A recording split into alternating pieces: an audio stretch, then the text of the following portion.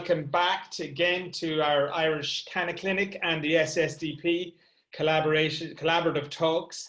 And so tonight we have two strands to our talks. We have Medical Cannabis Demystified, where we go condition by condition. And we've had some of Ireland's top, I can't say top, but most high profile patients. And so this is part of the other strand, which is simply Cannabis Destigmatized, where we try and look into we have a terribly stigmatized culture around cannabis in Ireland. And so this is another effort to move beyond that. So I have a little bit of a housekeeping to do. We have the chat box over here. And so if anybody has any questions, we have a good bit to get through tonight, and the two ladies have to move off early at a certain point. So please get your questions into the chat box, and we'll take them afterwards after they've done there's a couple of presentations first. But first I'm going to hand you over to Ullen from the global SSDP, who's got some news about what's happening with the UN. The same UN convention that reclassified cannabis lately has something going on. So Ullen, if you'd like to tell us about that, please. Yeah, cheers for that, Stephen. Welcome everybody. Thanks so much for attending tonight. I'm just don't want to take too much time away from the speakers, but I just wanted to flag that the Commission on Narcotic Drugs is happening over the course of the next, it's starting in 5 days' time, and it'll be going on for a week. SSDP is hosting a side panel talk on youth, the impact that COVID-19 has had on youth drug use. This is a really special event because all of the researchers involved identify as active drug users, and it spans drug consumption patterns across Europe, South Africa, and it's got a very, very international focus to it. So because CND is taking place in Vienna, but one of the advantages of the pandemic is it's given us a unique opportunity to have as many people attend virtually and see the work we do at CND as possible. So I have shared the link at the top of the chat. We're using Crowdcast, which is a platform similar to Zoom. So if you're interested in this, it will be happening on March 14th at 10 minutes past 12 GMT. So it could be a nice lunchtime meeting for you if you're free. And yet we really want to see as much participation and attendance as possible. An interesting aspect of CND is that government officials and people in positions of power do attend. So we've made contact with the Irish permanent mission to the UN, and they're sending a representative. But I know that there hasn't been much engagement by politicians or policymakers in the kind of cannabis movement in Ireland over the past year, or not as much as we'd like to see. But I would encourage you to share this link far and wide and try and get as many people attending as possible, because the youth voice does need to be included as drug policy is crafted, and this is a great opportunity to see why that should be the case. So without further ado, I'll hand it back over to Stephen and our speakers for the night. Thank you. Yeah, thank you, Olin, and a very worthy cause. As everybody knows, I think what's happened over this COVID has been a massive, we're celebrating the amount of opioids that they were selling over the period, and cannabis, in figures coming out of America and Canada, are showing that the opioids are decreasing at incredible levels due to the availability and legalized status of cannabis over there. So yes, this is all incredibly worthy. As I always say, the SSDP, we are here with them because they're trying to activate those students, because you all have votes apparently, and you know how to use them. So we're trying to inspire that. And so tonight is about something very different, and it's about something that's very, very close to my heart, because I've been living in Barcelona since 2002, and I have I've kind of seen the situation developing. I was a smoker since 2002, and learned to embrace the social clubs as they developed, and around 2012, I actually was at one night. I brought over Howard Marks, the great Howard Marks, the greatest activist of them all, for a show. I'm a comedy promoter, And we did a show in a venue in Barcelona. And afterwards, we went to, with the great Shanti Baba, another incredible legend of the cannabis world, who is behind Mr. Nice Seeds. And we went to what to me was the first time I had perceived a cannabis social club in Barcelona. And I was blown away. I thought that this was an amazing, incredible development, and I couldn't believe that what I was seeing. I'd lived in Holland before.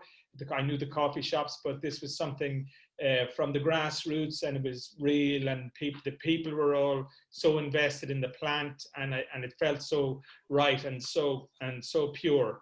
And so on that night, we had a great night with the great Howard Marks, who actually we will be commemorating in a couple of days on his anniversary on the 10th of April every year. So on Martin's World, I'm not sure of the time yet, but we will have a commemoration because with a couple of people who knew Howard well during that period.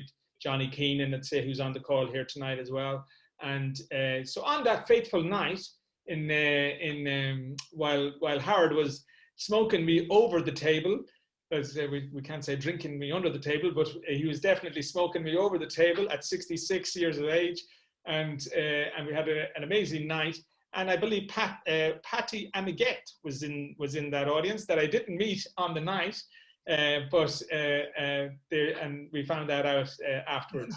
But that's how long, these two ladies have been, even though they're looking still in their 20s, but that's how long they're. But it's not. Okay, well, I won't go. I'll get out while I can. But we have two. I'm so proud of these people, because I've seen this situation develop in Spain over those years. It's been developing slowly in the beginning, but then caught fire, I would say, about 2011 and 2012. And I mean, it's been amazing to watch.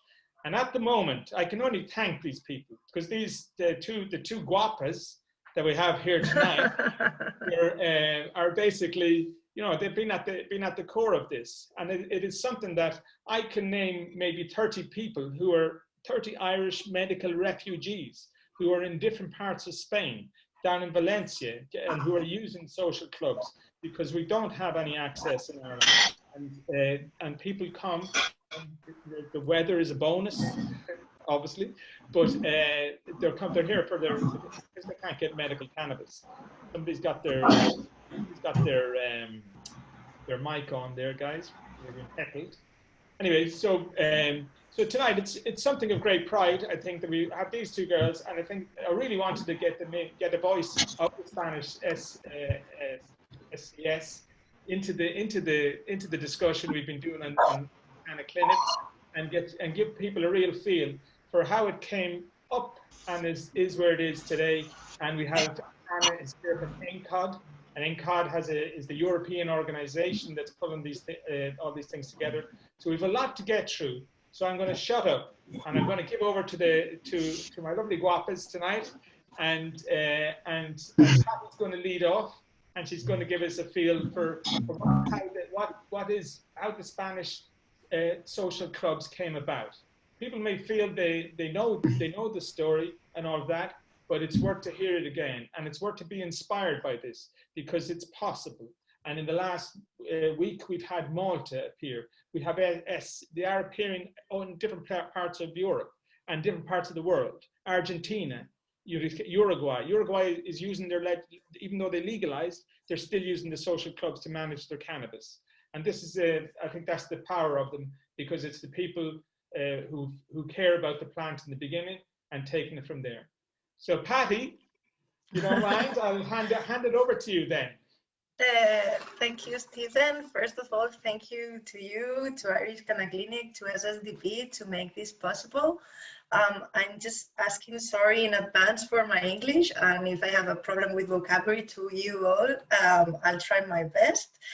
I'm Patricia Miguet. I'm the founder of an association called Pachamama that it was founded in 2011. I'm the actual president of CatFac, that is the Federation of Cannabis Associations in Catalonia. I'm the spokeswoman of CONFAC, that is the organization that makes political incidents at the state level.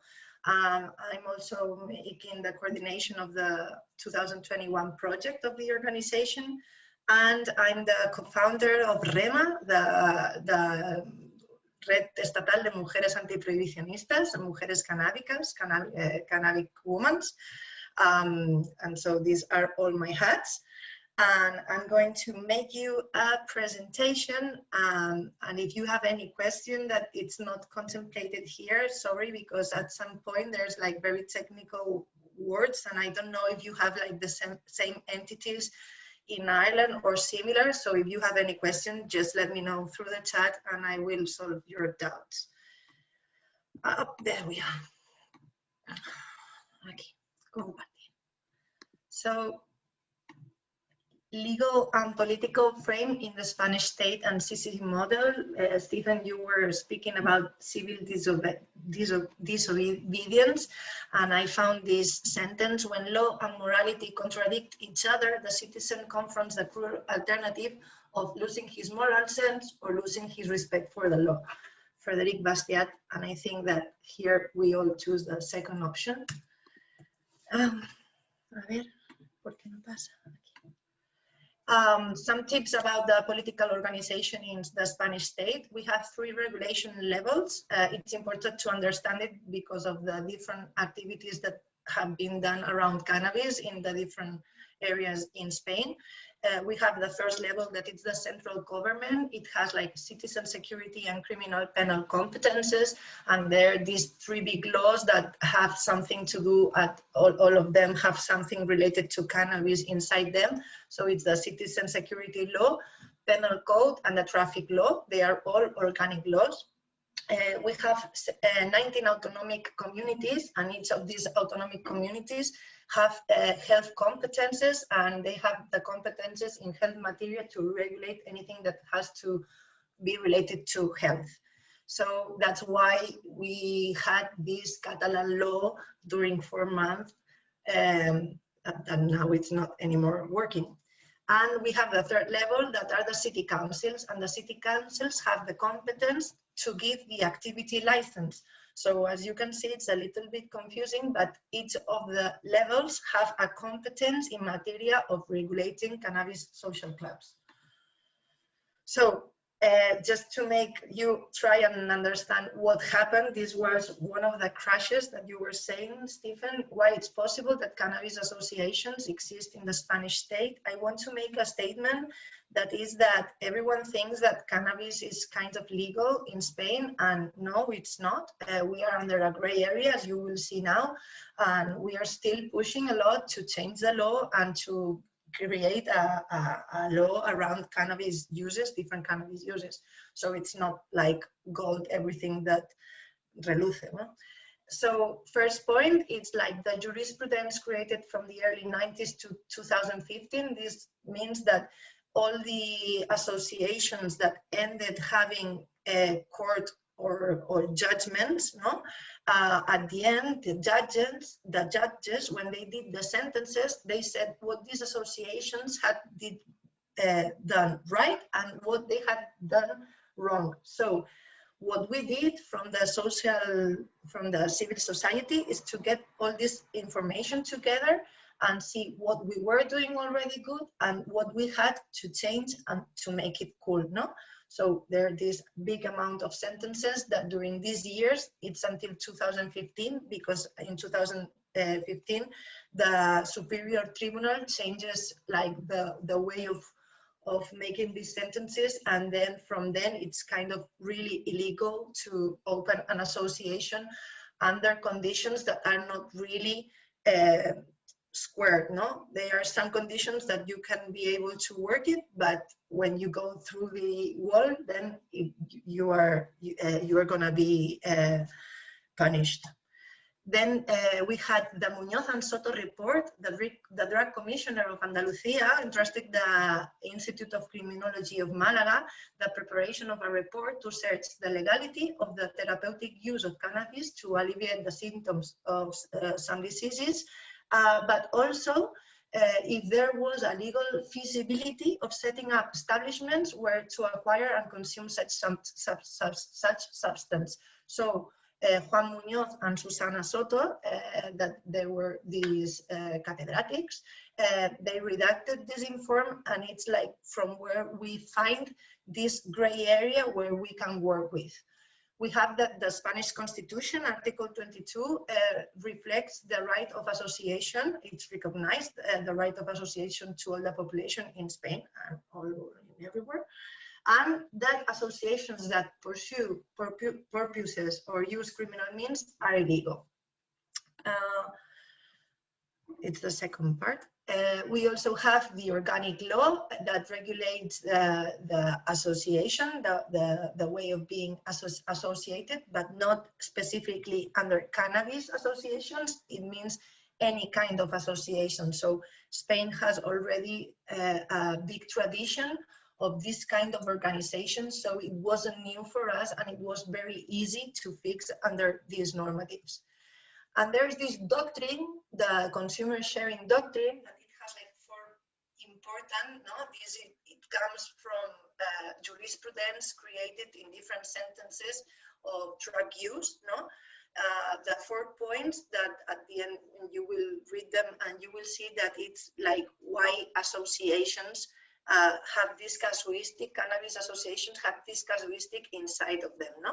First, that these are, the consumer sharing doctrine says that self-consumption or consumption of shared purchase is demanding 4 circumstances. First, that these are regular consumers or addicts who are grouped together to consume the substance. So we all get together in an association, we get associated, we are all drug users, cannabis users. So the first point we completed.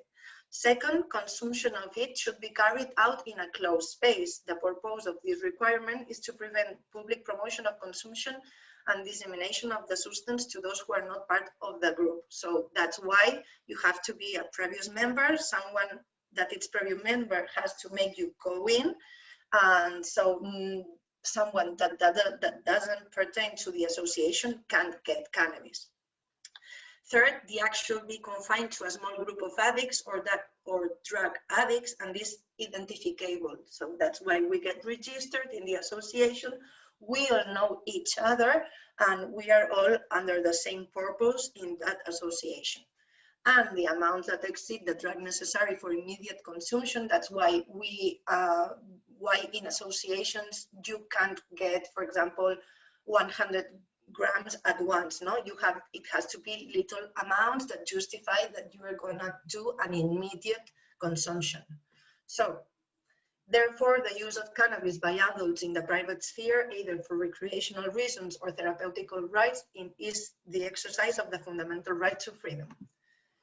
And the last thing is, like all that I have mentioned before, there was a point where civil society, where grassroots movements that we were pushing to change the law, we got all this information and we got it together in a good practice code book. These good practice code books are self-regulation models that establish criteria and guidelines for the CCC to work due to a lack of regulation in the state because the law makers are not doing their work. So we did the work for them. So if we introduce this, it means that we have been already like 20 years applying self-regulations to ourselves to work good. But at the end, this is getting so dilated in time that obviously the model has been perverted. And this is one of the key points of why these kind of processes, it's like really bad that they get so much dilated in time. Some features of the Spanish state CCC model. The CCC model arises from the need for safe access to cannabis, avoiding illicit markets, shared cultivation. The shared cultivation is the prolongation of the self-consumption, what I said here, the self-consumption doctrine. So there's like the prolongation that if we can consume together, we can crop and consume what we've cropped, so we can avoid these illicit markets, no? So that's the point from where it started and from where it was born, the model. It's important to differentiate between association, CCC, and self-crop program. An association is the act of getting together. It doesn't mean that we need a place where to get together. Maybe we can crop the weed and just find ourselves once a month in the house of each other, no? We can be an association, but we don't need to have a local where to distribute the association. CCC is the Cannabis Social Club. I mean, the model known with the space where we distribute the cannabis and where the association, the people from the association get together. And the self-crop program, it means that you can be in the association, but you don't need to be in the self-crop program because maybe you are already cropping yourself at home and you only want to go and smoke your weed at the place. So it's not like an imperative, it doesn't go together to be associated, to be related to the self-crop. Adult voluntary aggregation need to be previous cannabis users who get together under a system of guarantees for self-access to cannabis and restricting and preventing the access of third parties to cannabis. It has a democratic and assembly system. We all decide together what the work that it has to be done, it's going to be done. So you have some rights and duties as a member and you have to accomplish them. We have one annual assembly obligatory that it's like related to the project approval and the memory and the accounts, but there are many associations that do periodic assemblies where they get arranged to do the duties that go on in the association, political incidents, activism, activities inside the association, whatever. Membership responsibility system of the person who endorses. I mean, if someone endorses you to come inside the association, he's being responsible for you and for your actuation inside the association. So if you are gonna get your cannabis, your weed, and then you are gonna sell it outside the association, the person that endorses you is responsible of making you know that you are out or that you've been doing something wrong or whatever. Distribution, we need limits, recommendations, vocabulary. I was speaking this morning to Stephen because here in Spain we have this slang related to cannabis use, and in this slang it's like the problem in vocabulary. I mean, here when you said like when you get off the streets, no, here we say it like pillar, no, that it's like to get, but it has like the character of purchasing, no, of giving money for weed, and it's not the point. What we are doing is like you participate economically, but you don't purchase the weed, you pay your fee in the association that it's paying light, the rent, everything, all the costs that are like given from the association, but it's not that you are paying or you are buying. So it's very important of this vocabulary, because if police is gonna stop you, stop and search outside the association, it's very important the vocabulary that you will have with the cops in that point. Crop book, it's just like revisions of what we are going to, our provisions of consume are revised every 6 months so that we could adjust the crop to the provision of consume. Fees, what are they? I already explained it. It's what we pay to the association so that we can crop, so that we can have services, so that we can do activities, so that the association can be run. But it's not related to paying cannabis. It's very important, this point, because what it makes all the differences in the judgments, in the statements of the judges, in the statements of the prosecutors, etc., etc., etc. So it's really important that an association gets together under like the point of collaboration and participation, and not like running a shop of cannabis. also, you will see during the presentation that there are some things that I say, like differences between the model of cultivation and versus joint purchase. It means that here in Spain it's more legal to buy cannabis in a black market and then sell it in the association than cropping your own cannabis in the association and then selling it. And it's like really hypocrite, no? But it's like that. So we had the problem with lawyers that they were like giving advice to these associations not to crop. So at the end, what it happened, it's like we have 50-50 associations that 50% that crop and 50% that buy to the black market. So what's the point that associations buy to the black market if the point of creating associations was avoiding these illicit markets, no? So that's what we are trying from the Federation. So the right to grow, as you were saying, Stephen, and that's what we want.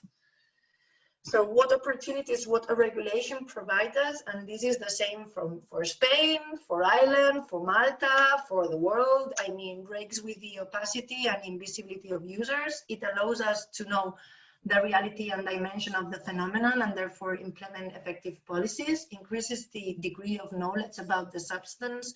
It allows to train and inform consumers on access to target population applying effective harm reduction and prevention programs, facilitates the prohibition of promotion to consumption, reduces consumers' contact. Sorry, I've seen the chat. Really good point on cultivation. Cool. Reduces consumers' contact with illicit channels of access to substance, and something that here in Spain is happening, and I suppose that also in Ireland, introduces limits on an activity without clear regulation, which allows action on infringers with objectivity, avoiding the still current excess of penalty on the part of the legal system. I can't give you, like, I don't want to say numbers, but thanks to the security citizen law, government gets millions and millions of euros a year. I mean, cannabis users are like the economic motor of Spain. So it's obviously a question of political will and morality, not of real necessity of population and citizens. Okay. So we had a failed territorial strategy, and that's why we are now making incidents at the government level. There was this law 13/2017 of Cannabis Users Associations in Catalonia. It's the only law throughout the state of these characteristics. It was worked in the interdepartmentally. This is very important for you to take in consideration when you have to work in your law in Ireland. I mean, it's not good to work only from a health view. All the actors and actresses that are involved, all the different departments, law enforcement, agriculture, health, have to be involved in the process, because if not, when you get at the end of the process, because here in Catalonia happened, if only it's health department that it's like getting the flag of this regulation, they will come the other two and they will say that they are not in the line. So it has to be done together and from a transversal way and a multidisciplinary view. With a comprehensive regulatory approach for cannabis associations, which included the cultivation and transport of cannabis by the association, and very important, the substance tenancy and transport of members. I mean, in the regulation, there was reflected that the members, when they got out of the association, they wouldn't be penalized for having cannabis in their pocket while they were going to their places, no? So that's really, really important. It was declared unconstitutional in 2018, but it was just during 4 months that we had this law. Then there was the foreign law of Navarra it was kind of the same, but they even had it a month approved, and in 2018 it was also declared unconstitutional. And there's something, there's a law that is not related directly with cannabis. It's 2000, what you see, the name that you see here, on comprehensive addiction care and drug addiction in the Basque Country. It's effective, but it's insufficient. Inside this law, there are 2 articles referred to the recognition of the harm reduction task of associations, but it doesn't speak about cultivation, transport, or distribution. So, okay, it's a recognition to the phenomenon, but it doesn't give an effective answer to the problem. This is also very important. Let's make noise, guys. If you want to regulate cannabis in Ireland, you have to make noise. There in Spain, there's some other formula apart from laws. There are multiple territorial initiatives in the form of non-law proposals that refer to initiatives arising in the territorial courts and aim at approval at the government. These texts are resolutions that they don't have like really a good trouble, because they finish in nothing, because normally government doesn't give nothing for them, but it visibilizes the debate. It makes the debate visible on society, and it's very important that you appear in media, mass media, papers, interviews, chats, many actuations, online stuff. It's true that now we have COVID and that it's very difficult to make events, but we have technologies, and I'm pretty sure that there are many ways of making like noise. Let's make noise.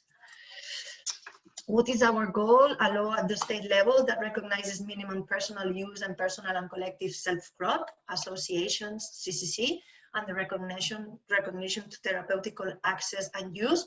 Here I wanted to throw some questions for the debate afterwards. What kind of regulation do you believe Ireland needs? It's enough just to regulate access through CCCs. I mean, what happened in Catalonia or what happened in Spain, that the only way of working was under an association hat, there were many people that went inside and perverted the model because they wanted to make money. It was not about the plan, it was not about rights, it wasn't about doing things good, it was about doing a lot of money. So I think that you also have to learn of what has happened in different spaces. Uruguay also see what's the good things that happened in that regulation. Mexico, I mean, there are many ways in which it's being regulated, but I don't know if it's really the regulation that activists wanted, and how we can get organized to push up enough to make the regulation that we want. So final considerations, and I finish, sorry. More or less everyone, political parties, grassroots movements, harm reduction organization, techniques, agree that the cannabis regulation is really needful, but the questions are, how do we want this regulation to be? And for whom do we want this regulation to be? State control of crops versus crop licenses, and which ones, CCC, self-crop, which shops? Great debate for you guys, and I'm sure that you will have many more debates on the future. Any initiative that in some way fits the social debate around cannabis regulation is positive. Grassroots movements have to be able to get on together. The fight, it's not between us, but against them, lawmaker power. Not regulating in an integral and multidisciplinary way can become a problem in a middle large term. The consumption of cannabis by adults in the private sphere, whether for recreational or therapeutical reasons, is the exercise of the fundamental right to freedom, and that is projected in freedom of conscience and the free disposition of one's body, and also the right to health and people to choose the therapies and treatments that they freely choose. And in the Spanish state casuistry, the problem is the lack of political will and charisma, and that's very important, to have politicians that are really on the movie and that they really want to regulate cannabis. And thank you so much for your time and attention. And thank you. Fantastic, Anna. And we can all give our rounds of applause, I would say. Well done on the language front, incredible. It's a lot of language to get through, so well done, very impressive. Thank you. Very, very inspiring, to be honest. And that's what we kind of, we have you here for a little bit, you know, because you've got it over the line in Spain, but you fought for it. And it's, for me, you've fought for all on the right, you know, the right ideas and the right models. And you wanted this, it's about the plant, and it's about the rights that people have, and it's about the collective coming together. And it is what it is, a social club, but it's at the heart of it, it has the rules and regulations that make it work, and it works so well. And I noticed I'm just going to say one thing that I noticed, that you never really dwelt on the idea that the front line is always the medical one, and that's really not the case. No. Actually, I believe that it would be bad for Spain to just regulate therapeutical use, because our politicians are, how you say it in English, vagos? Yeah. Muy vagos? How you call it? They're bought, like they said, they're bought by, you know. So they don't want to work. So if they regulate therapeutical use, the recreational users will not be a priority anymore for 10 years more. So for us, it will be a real problem to regulate just therapeutical use of cannabis. At least this is my opinion. I don't know. I believe Anna thinks as me. I absolutely share that. I absolutely share that. And it's like we have 19% of our population in Ireland, supposedly the highest in the EU, are using cannabis. And so it's like one fifth of the population, and they're not all medical cases. You know, they're 1/5 of the population want to use this, but they want to use safely. And like you said, at the heart of the beginning of your presentation is trying to remove the black market and all the bad stuff that goes with that. And Ireland is in a very bad place at the moment. I think we've had a lot of teenagers are being brought into made dealers, and they're getting into debt. And we've had teenagers turning up in chopped up in suitcases. It's like really crazy stuff in a country that's, it's shocking. But this country is very small, but it can be very violent at times. And so we've allowed our drug policies to just run away. And we have politicians that are just burying their head, and they will not accept that it needs to be dealt with. So no, it's fantastic. And I think everybody else is kind of, is there lots of rounds of applause on there, on the reaction button on the right hand at the bottom? There you go. So it's been wonderful, and or Patty, and but we'll keep moving it forward. And wonderful presentation, and we'll go to Anna, who's on the committee of NCOD, who are the governing body, I guess, European oversight for all the CSCs, and she's going to give us a little bit of a European oversight. I'm preempting you there, Anna, but so you're going to tell us about CSCs as they've panned out in Europe. So I'll leave it to you. Yes. Hello. Thank you for inviting us to this great event. Well, I'm Ana Afuera. I'm politologist. I came here in representation of NCOD. It's the European Coalition for Just and Effective Drug Policies. It includes more than just cannabis social clubs or just cannabis. We focus in the reform of all drugs. But yes, we are something like that to an overseeing body of the cannabis social clubs. Yes, because we take a lot of cannabis social clubs together. Then I'm coordinating currently the political group of CONFAC, that is the Federation of Cannabis Social Clubs in Spain. Well, I'm here for any question or whatever. I'm gonna try to share my here, my presentation. Here, you can see? Perfect. Okay. So as you see, I came here to talk a bit more about cannabis social clubs, this time in Europe, and to try to find some umbrella to develop it in Ireland or in all the countries in the European Union we can. Well, first, the model is really well explained by Patty, so I wanna make some points. Like it is a model from people to people.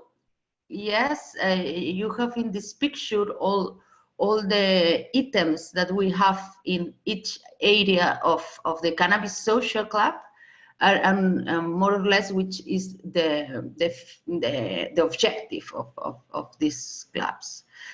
First, it is a model based in the personal consumption. I make reference to this because this is important when we talk about law and about some specific development of some regulation, yes. And it's interesting to know that this is based in the personal consumption and in a concept in Spain that is called the shared consumption. Well, if you can use cannabis in private for you in your own, you can also share this consumption with your friends, right? So at the same time, if you can use and you can cultivate or make a self-cultivation, cultivate for yourself, you can cultivate in a group, yes? And this is the two concepts that compose the cannabis social club model, that is the shared consumption and the self-cultivation all together. The rising of the social movements in Europe was first in Spain, but in a few time appeared the first cannabis social club in Belgium, in Antwerp. It was the Territorial. There was the president was the last coordinator of ENCOD, yes, and then start to appear in the Netherlands and other countries. Yes, I have a map. So I wanna advance.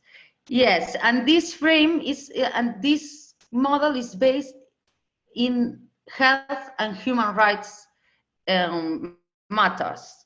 All that we develop from the shared consumption and the self-cultivation to organize all the structure of the club was based in the health and harm reduction matters and human rights topics, yes, based on the protection of human rights. Okay. Here I want to explain that it could be under the conventions, the international conventions and the European law. Well, the international conventions have an exception in the Article 3.2, the Convention of 88, yes, 1988. This say that the personal consumption is not an issue of concern of the conventions, yes, because it is not mandatory to punish criminally the personal consumption of all drugs. This is an exception inside the conventions. Yes, even that they give the flexibility to the states, to the nations, to can punish it by criminal or by administrative law, but it is not mandatory by the conventions. Yes. Then, in the last times, in the interpretation of the conventions, international conventions of drug control, there is they are following the human rights and harm reduction principles and good practices, and it crashes with, sorry, just a minute, because my laptop is empty of battery, sorry. So the interpretation in the new times of the conventions is going to the human rights and the harm reduction concepts, which it's really interesting for our work, because our good practices in the cannabis social clubs is precisely those topics, no? It's human rights and harm reduction, and we define the model under those two principles, no? If we were talking before about the self-cultivation, we're talking with the organization about the self-cultivation and the necessity to justify or how to say, make legitimate, no, or give some legitimacy to the self-cultivation. And there is a guidelines that is called International Guidelines for Human Rights and Drug Policy. It is done by the United Nations Development Program, contributed by the WHO and other UN bodies. And it is really interesting because there is a point where they recognize that self-cultivation is a human right. And it's a human right. It's a right under the human right of the freedom of thought. Yes, and they recognize the right for cultivate our plants, our psychedelic plants, or other kind of forbidden plants. This is interesting because this is now in a debate in the European Union. Well, and after this first approximation to the international law, I want to make some reference to the European law. Yes. So the European framework, that is the most important directive of the European Union about drugs, said in the article, it is bad in the presentation, but it is not the article 2.2, it is the point 2 of the first page, but it is not an article, it's before the law. I don't know how you say the preamble could be, or the previous, yes, of the law. And they say that the personal consumption is excluded of the scope of this law. Yes, we continue with the same of the personal consumption, because the Cannabis Social Club is based in this personal consumption. After that, because the framework is from 2004, yes, the same MEP who contributed to this framework made a question to a commissioner. A MEP is a member of the European Parliament, for the audience that don't. Okay, so Italian MEP made this question to the Commissioner Frattini in 2006, and they say that why an association could be punished in Spain if in Spain you can use cannabis or any other drugs for your personal use, and they cannot understand that if you can use for you, yes, you cannot do it together with more people. So the commissioner said that the Spanish state cannot punish the conduct of the cannabis social clubs. Yes, it was in 2006. We are talking more than 10 years ago, more than 15 years ago, 15 concretely. Sorry, sometimes the English is not my mother tongue, and I have my difficulties. So I continue. Let's go. Then now, after all this speech that sometimes is a bit tricky, they are now in the European Union shaping the new strategy on drugs. Yes, the new strategy and the new action plan. This strategy will be implemented in 2021, and it finish its implementation in 2025.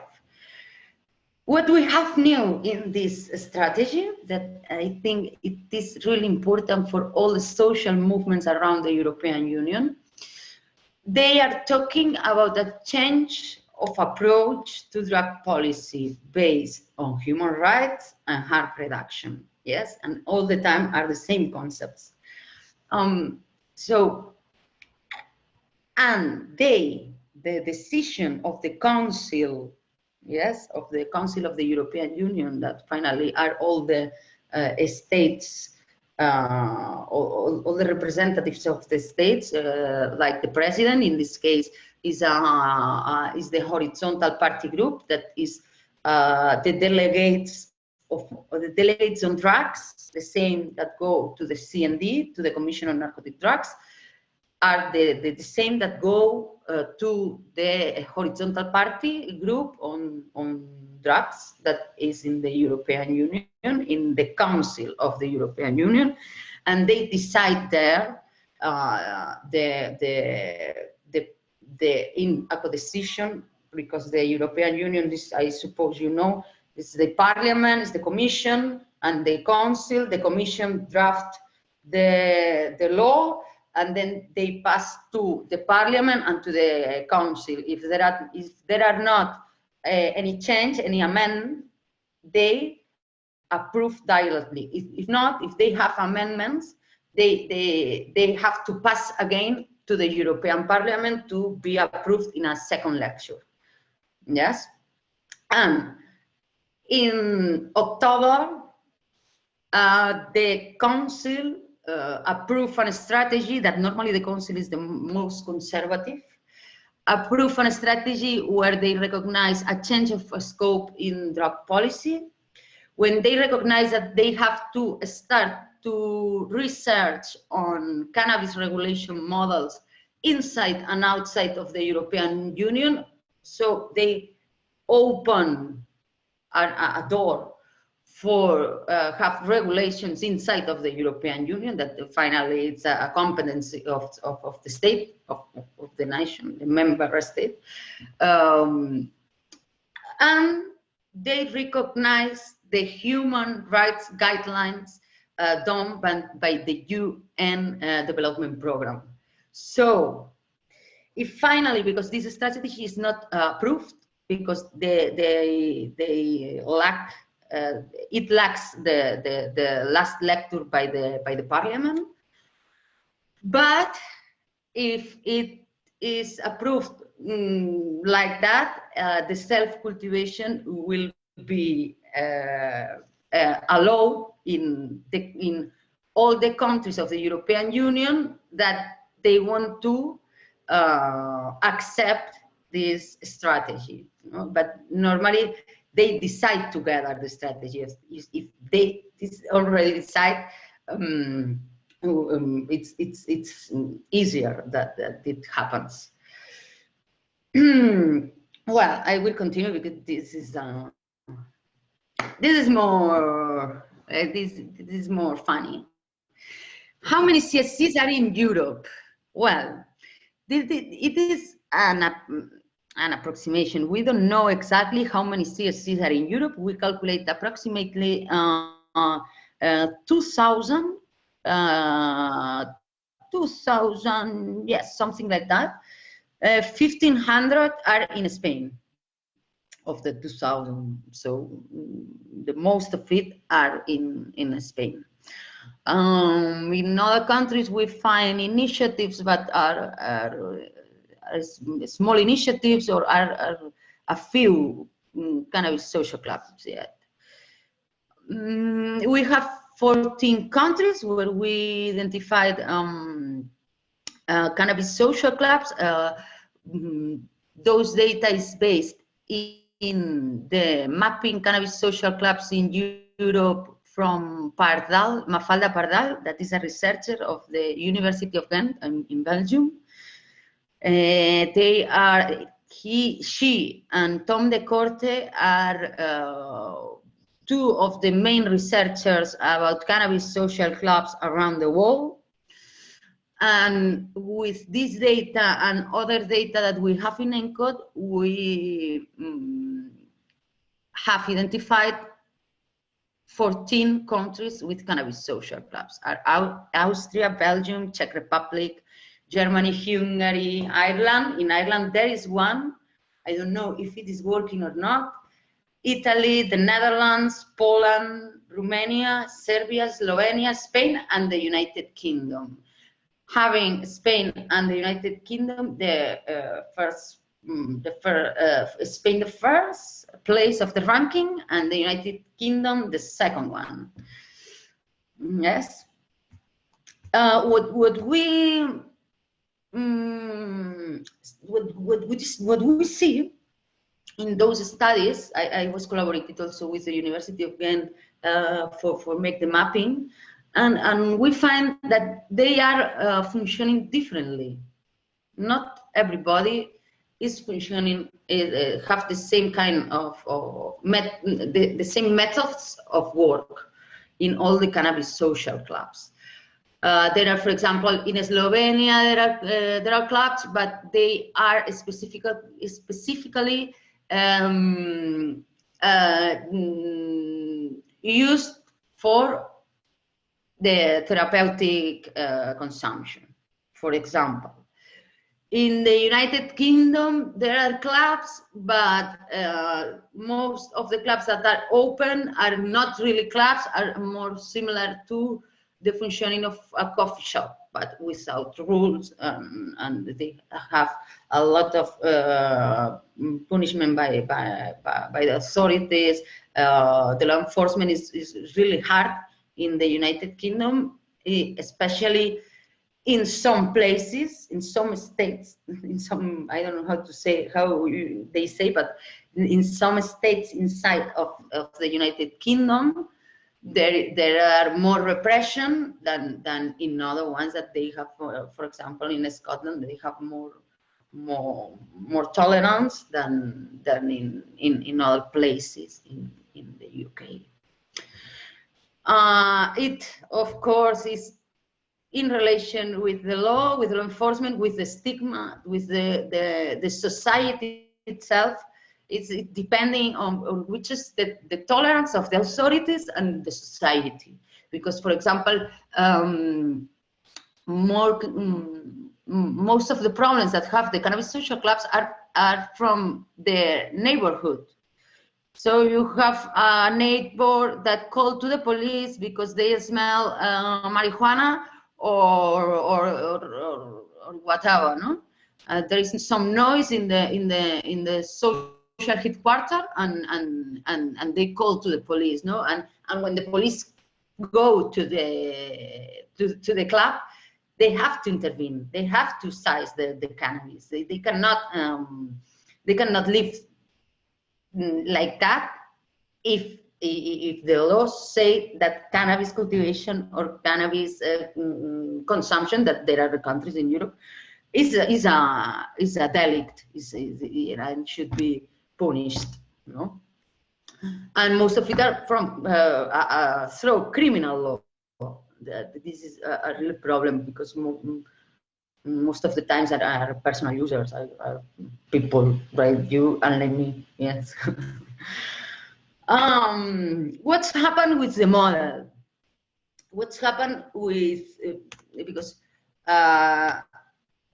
after this mapping of the cannabis social clubs in Europe and how to frame the legality of the cannabis social clubs in the European Union and the international conventions, I want to talk about the threats of the model, because sometimes could seem some naive, this model, and it is far of the reality, because naive is make economic regulation and think that the criminal markets will not penetrate this regulation. This is naive. Then I include here a question of money. Yes, this is the last report of the MCDDA about the EU drug markets. It was published in 2019, and the demand the demand and the offer of drugs is increasing exponentially year after year, and this is a real problem for the politicians, because the policies that they are applying are not functioning. They are not working, and this is one of the main reasons for what they change the scope of the new strategy on drugs. Yes, because all the indicators say that all the war on drugs is not working. Yes, it's a real failure. So if you see here, 39% of the money that is flowing in Europe around drugs, the 39% is cannabis, and we have to think that the quantities are more than this percentage, because the cocaine is much expensive. Yes, and even that they have cannabis have the most important part of the money flowing. Yes. So what's happened here? The economic interest. What happened here is that the cannabis social club is not interesting for big corporations. Why? Because we try to find a model that everybody can cultivate, but in small places and in a reduced dimension. Why? Because if you accumulate capital, you are making monsters that then it's so difficult to eliminate the criminal practices, and that the criminal practices don't penetrate the legal market or the legal circuit of supply. Well, so we want small unities of production with all the rules for agriculture, and we want to make a healthy wheat, we can say. Yes, because we want to take a good wheat, yes, and free of contaminants, pesticides, and all that stuff. Yes, so if we have big companies, it is so much difficult to control the quality of the substance, because they have methods to jump these controls, to control the money, the flowing of the money, where is going this money, where is reporting, where is paying taxes, those companies, etc. And obviously, the lack of ethics of the monopolies and oligopolies itself. Yes, it is not ethic. Yes, And this is one of our concerns, no? But then there are other gaps, or there are other things that we have, basically because of the lack of regulation, yes, but there are other gaps like the criminal markets and the intents, or the attacks to the cannabis social club model. For example, the cannabis social clubs were a season in Spain where the cannabis social clubs were punished and all the crops were intervened, and the police got the weed, and people each time less is growing because the people is afraid, because they have juridic problems. They go to a trial for 20 plants for 200 people. Like, wow. Then the people start to decrease the level of crops, right? I mean, the level of the rhythm of cultivation, and this provoke that the criminal markets find a really great space for them, and establish a network of distributors that sell to the cannabis social clubs. Not everybody, yes, for example, the federated cannabis social clubs, they are not buying to the criminal market, to the black market, or to the illicit market. That's the correct word. And they, in some way, the intention of these markets is to keep the production for themselves. It's something like the economic interest. The economic interest and the criminal markets are more or less the same. All are economic interests. But the criminal markets have a bad input that is something like in California, that the bad practices of the criminal market enter in the legal market. So they are not taking into account the soil, they are contaminating, they are polluting the water, they have a lot of scandals for the licensing of the crops, inclusively they have reported like homicide, like murders, and other related criminal practices, and we are afraid of that.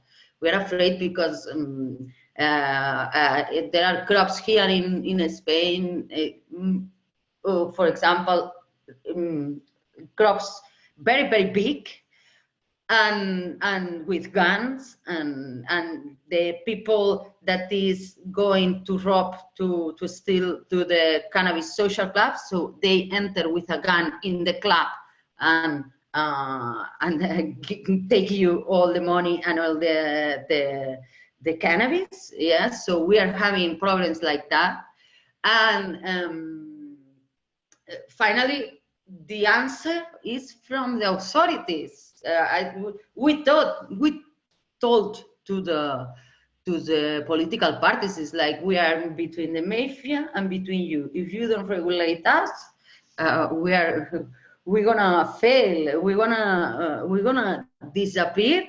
But what came behind us is worse. Yes, we are good people, no?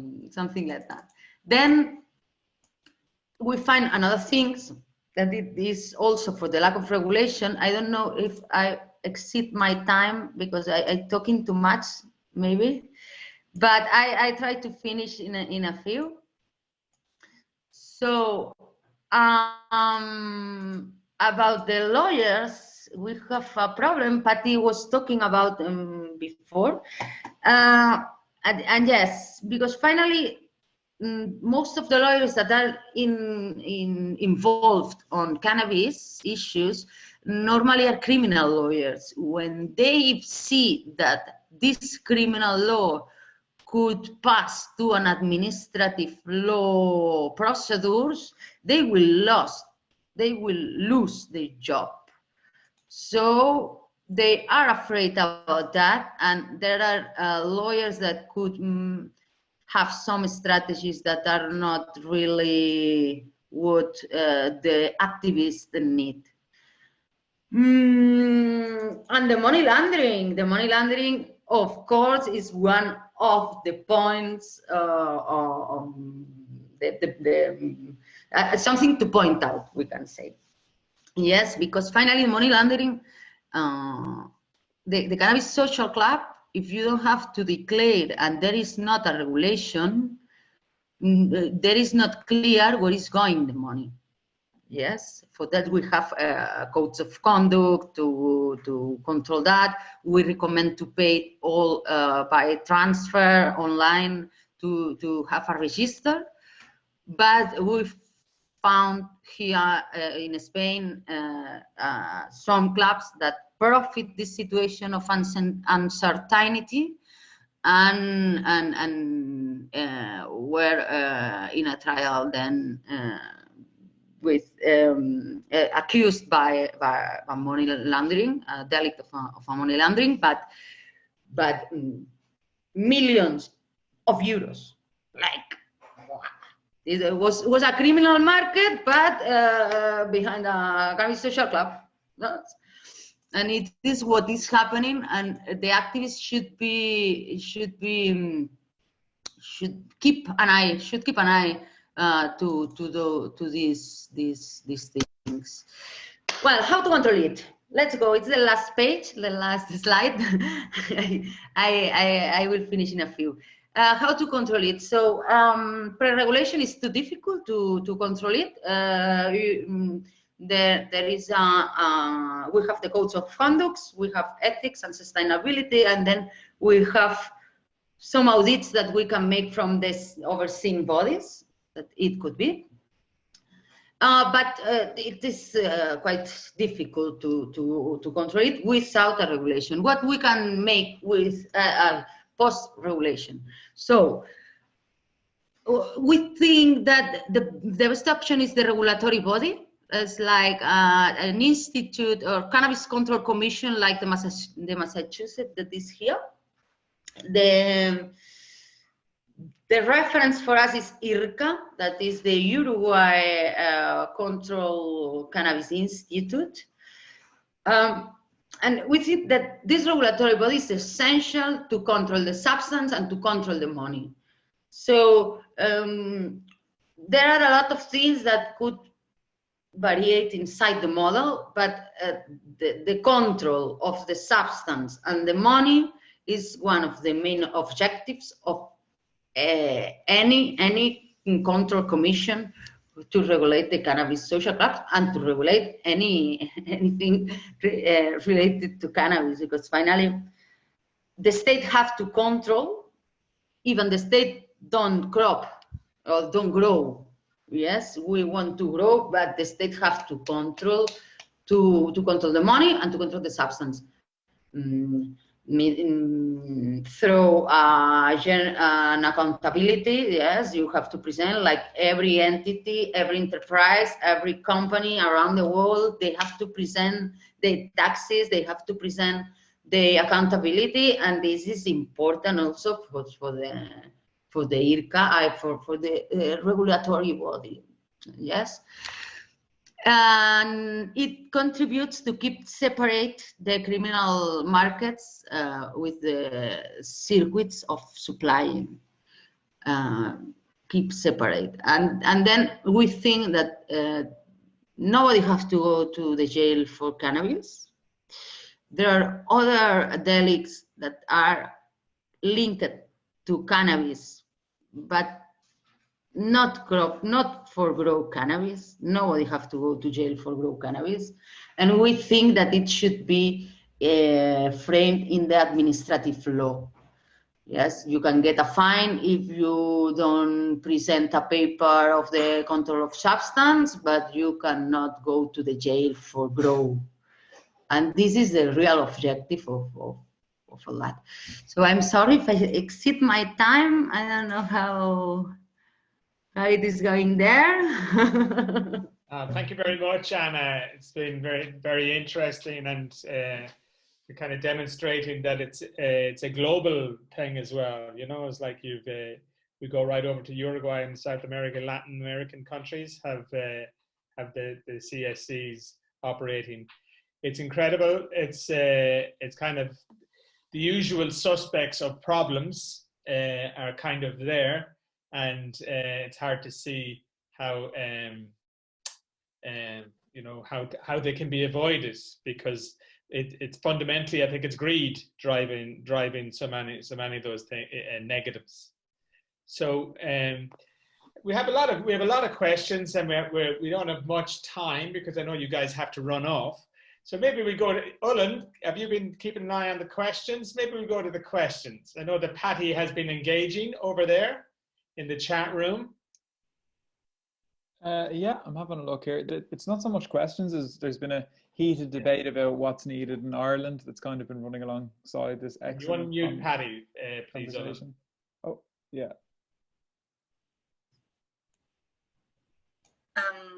Just to say that I'm so happy with the debate that it's going on in the chat. Like at the end, you're getting guys to the big problems, and the big problems is like not being united. I mean, I don't know if you have this sentence in Ireland, pero divide y vencerás. Divide and you will win. And grassroots movement, civil society mustn't be divided. I mean, we have to have empathy, something that here in Spain we didn't have.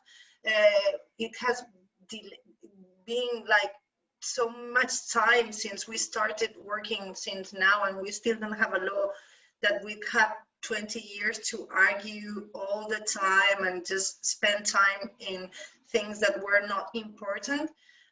So guys, just learn from that. It's not that therapeutic, though, like recreational. It's not about that. It's about rights. It's about the right to crop, the right to get together, to access to a substance that doesn't come from an illegal market.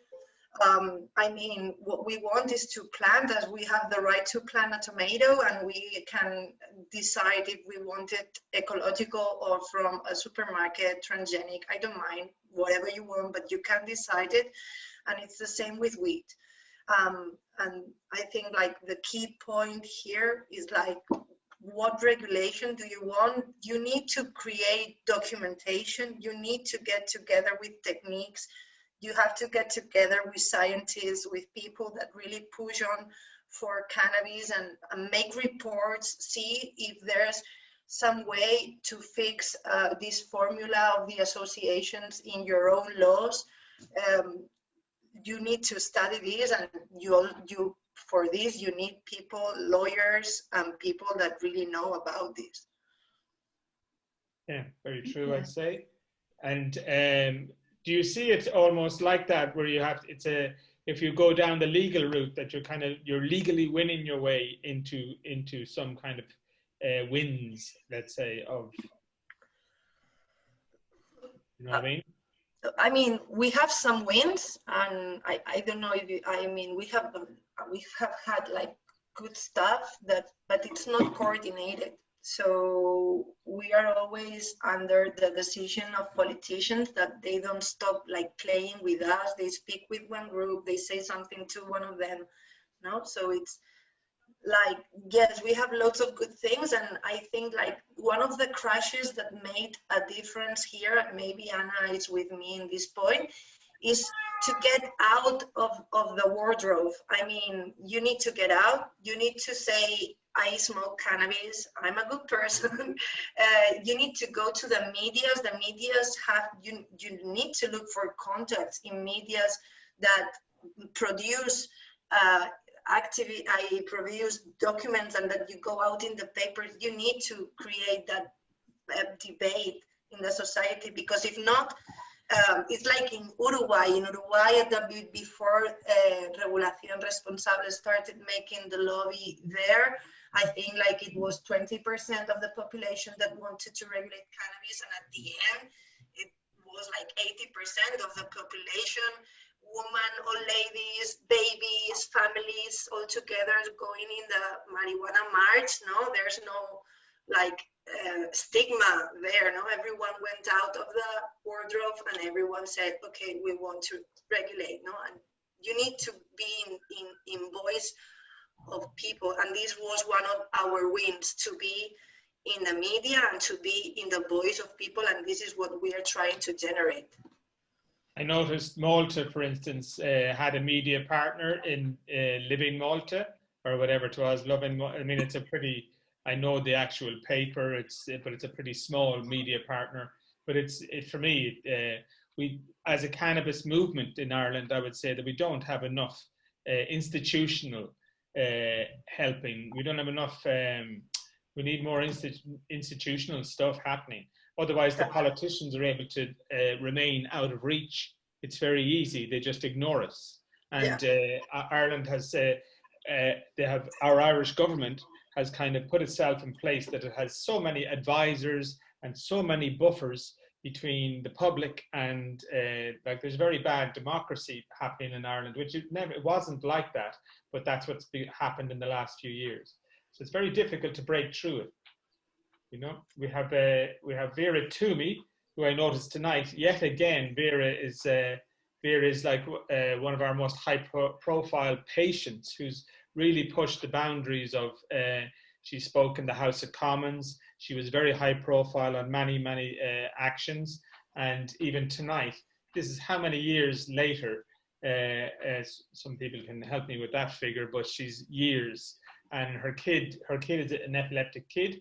And it's like, you know, she's still not able to get the treatment that she needs and get it paid for and that kind of thing. So it's we're finding it very difficult in Ireland, I think, to break through these barriers. Any recommendations, Anna? Well, they put a question here. What do you think are the reasons for 100 because there are more cannabis social clubs in Spain? That is easy. It's like in Spain appear the cannabis social clubs. We have 30 years of trajectory of cannabis social clubs, and we have a lot. The most cannabis social clubs around the world in any country. I don't know. I don't explain myself well, but the cause is the trajectory, the long trajectory we have, and then the difficulties with the civil society is like Monty Python, Popular Jewish Front, you know. It's like we are in the same boat, but we are, and it's like this, no? So sometimes we have to differentiate between economic interest, if there are an economic interest behind of these people, or really you just have differences of ideas, no? Because if it's differences of ideas, you can try to put together, or just to sign a paper like this, we are together. This, no, like that. No, it's easy, but yes, we have to try to find these ways to collaborate.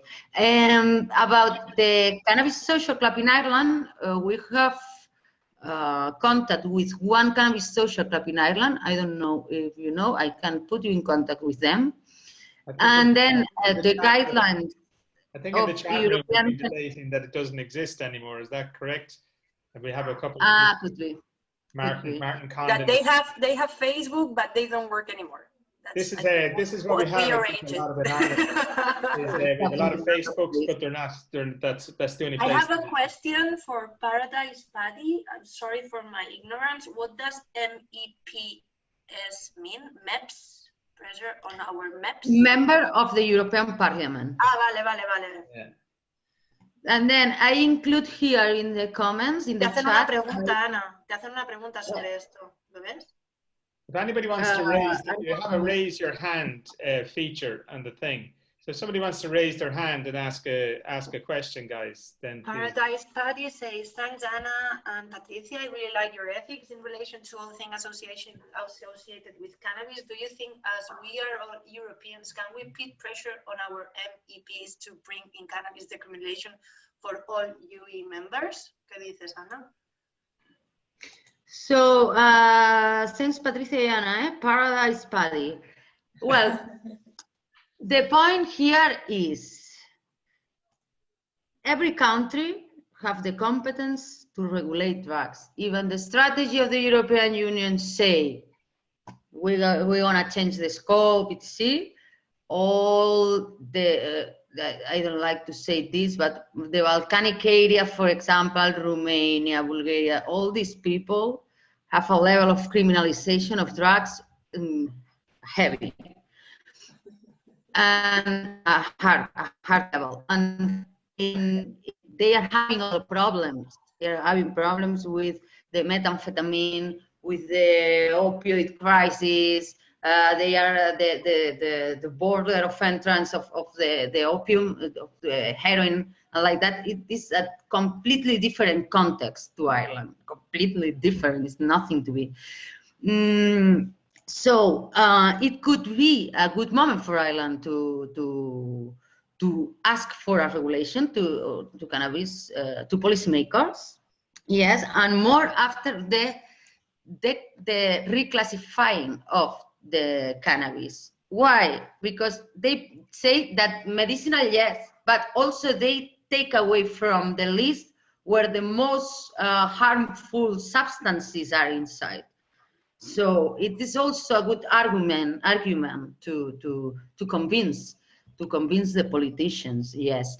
Then you have the guidelines of cannabis social clubs. It is for European cannabis social clubs, and there you can find all the model, and at the end you have an annex about the rights of association in all the countries in the European Union. Yes, and there you can find some ways to try to find a frame. Yes, but it's difficult. I don't know, for example, you are now in a criminal law. No, you're but not for use. Just for possession. Use is depenalized, no? Possession. As us, you can use cannabis at your homes. No. No. No. No. No. No. No. So you can't use cannabis in any way in Ireland. No. And the criminal and a possession is criminal offense, right? We have a couple of things. I would say we've had medical cannabis has been recognised by the government and a program put in place. How many years ago? 2017. Where are we now? We're 2021, and they're only getting that program funded this June. So it has been a bit pathetic, and so beyond that, everything's illegal. There is a situation where there's a kind of leniency coming into the policing. I don't know if that's correct. We have a man on the call here, Martin Condon. Martin, if you could unmute yourself. Martin is he has every day he's dealing with he has a news show called the 420 News. He's Martin, the one that he's gonna interview Albert. Yeah, there you go. Okay. Olin. Oh, yeah, I've unmuted Martin. You can say a few words there. Martin. Hi guys. Thanks very much for this evening. Anyway, first of all, it was an incredible event. I learned a lot. I was very surprised by the fact that 50% of the clubs and actually get their cannabis from the black market. That's a massive failure, really, by the opportunity there for the clubs. And I would agree with you, like it should be grown by the clubs. So thanks for teaching me that tonight. Well, the thing about the legality, Martin, we're under the 1977 law, and that's it. Cannabis is cannabis wherever it is, and it's illegal. But was there a recent kind of move towards cops having their kind of ability to caution and not when they come when they he's laughing. Yeah, because we had our decriminalization, they called it, but what it is the first time you get caught, if you're apologetic to the cop, then the cop might show discretion and give you an opportunity with an adult caution, but they still need to take your name and you're still entered into a system and all of that kind of stuff. It's not good at all. They're still taking record of you, and they're still taking your cannabis as well. And that's only if you're apologetic too. So you have to be very apologetic towards the guard. So unfortunately, we're still very much illegal, Anna, is the answer to that. And it's still under that 1977 law, I believe, Martin, no? Well, I suppose that you are with that the alternative to the sanction. So it remain criminal, but you have alternatives to the sanction. I understand, right? No, que la primera vez que los pillan, como que les toman todos los datos. The first time that you get caught, you have an alternative, and they have, well, we don't punish if you do this or that, or go to the rehabilitation or things like that, right? It's the alternative to the punishment. But remaining the criminal law, that's the difficulty to create a cannabis social club. So you have to keep from the criminal law at least the personal consumption and possession and all the related conducts to the personal consumption. That's the point. That's the first step in our mind, in my mind. That could be at the same time if they want, but sometimes it's difficult. This. No, we're suffering, I think, in Ireland because it's become, people are feeling at a loss, you know, and COVID hasn't helped things. So we can't really organize in the streets and things like that to get a movement properly activated. So I think we are a little bit downbeat at the moment and looking out at Spain and going, if only, you know, but we have to believe that it can change, and it's been enlightening to kind of know that you know, this has to be an attainable model, in my opinion, because it's built on so many good ethics, and that has to be the goal somehow, you know. Yes. Yes. So I'm so sorry, but it's 10 o'clock. That's what I was looking at the time, and I know you have to go, guys. So I'm so sorry because I would really stay like an hour more. yeah, no worries. I was expecting that. And look at thanks so much, Patty and Anna. And look at I think when you come to Ireland, you've got 50 people on the call here. You'll be very welcome. We'll get your pints and lots of things. There'll be a big Cade Míle Fáilte, as we talk. We will go together to see how your law is approved, and we will go to make cheers with you for sure. Absolutely. Sure. And I know, but it has been an enlightening evening, and really was about that. It's about kind of, we need to inspire. And you said something earlier on about how people need to come out. You know, people, we have, like we said, we've got 20% of people. The EU thinks there's 20% of Irish people are using cannabis. So where the hell are they? I know who they are. We know who they are. But their fear is very strong, and fear of losing your job, fear of. I've been creating these talks. This is just a little anecdote. In creating these talks, I was trying to hook up. We have Jared Rowe is on the call here. Jared is an amazing. Works in the inner city Dublin and works with youth. He's a youth worker. And Jared, I wanted to find not like the Dublin, without with all due respect to Dublin and Jared and everything, it's almost a cliche that it's very difficult to find people outside Dublin to speak and to come out. And they are social workers, and they are people in the they're in the care industry. but it's unbelievable. Like, I can't find a culture as we call them, from outside the city, and it's because of this. Their funding is in danger by coming out. It's shocking. Prohibition is very, very strong in Ireland, and we have to. I don't know how we're going to break it, but we have to keep believing and trying. And that's what I wanted you guys, because I believe in the Spanish model. It's built on the right things, built on the right ethics, and that's, if you're going to aspire to something, you have to aspire to the best. And I think that you pulled it off in Spain, and that would be my only hope, that Ireland could achieve some of that. And thank you for it, and thank you for me as a patient. When I'm in Barcelona, I go to several clubs. Patty is always criticizing me for the clubs I use, because I go to the biggest clubs, because I want products like I only vape. I can't smoke anymore because of my illness, so I have to go for where the vape pens are, different cartridges that I need. We will take you to good ones. We will take you to good ones. Yeah. Promise. So I'm sure you'll have a few takers on the call here, Martin. I'm sure we'll have him over very, very soon. And Martin is going to be doing that call with Albert Theo. Thanks for hooking that up. Albert Theo, by the way, just to, is a quick. Sorry, I need to leave because I need to go, and we have el toque de queda. I leave you speaking. Don't worry about me, but I need to get the car, and then if not, they will. See you later, Patty. See you later, and thank you so much. We'll talk very soon. Love you all. Thanks a lot. I've enjoyed so much. Hope to see you all soon. Ciao, Patty, y gracias. A vosotros. Bye. Dos catalanas. We're two Catalan ladies, two Catalan guapas. Oh. Well, I have to leave in a bit too.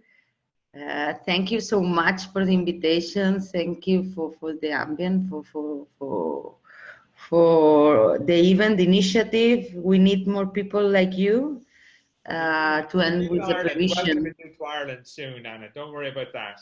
So we'll have something as soon as this COVID is out of the way. We're getting you guys back over in presence, and we're going to drink a lot of Guinness and stuff around the little thing, and hopefully in a social club in Ireland. You know, that would be amazing. I hope so. Yeah. So thank you so much. See you soon. Bye. Thank you so much. Bye, bye, bye. Okay. And I'll say goodbye. One thing I want to say, Anna, thank you so much. But one thing I want to say to the guys is that we have a thing on the 10th of April is the anniversary of the great Howard Marks, who and Johnny Keenan is on the call here. Johnny was Howard's promoter around Ireland, and we hooked up shows for him here in Spain, and we have a few good stories, I'd say, to tell with Howard, and we're going to be remembering Howard, I think, on Saturday. Is it Saturday, Martin? Saturday, I think, Saturday the 10th. I don't know what the time is yet. Is it 4:20? 7 o'clock. There you go. So 7 o'clock. But if you keep an eye on Martin's World, and I'll be putting it up on Irish Canna Clinic's Twitter, and we'll have a little bit of a reminisce about the great Howard Marks. And he was a great man, incredible empathy, one of the most, and again, oozing the ethics of the two women there. And that's when I met Howard in my first experience with a social club. It blew my mind. Wow, it looked like the future. And even though it was the past now, but it was such an eye opener. And I went, my God, this is what it's about. And it was on the weekend of Cannabis.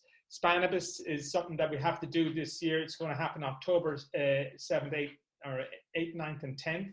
And Irish Canna Clinic is going to be hopefully putting together an exclusive thing with a hotel in Barcelona, and we'll be letting you know about that. So thanks very much, guys. Thanks very much for coming along to all the talks so far, and we'll be meeting you soon enough, I guess. Yeah. So we'll say good night. Thanks a lot.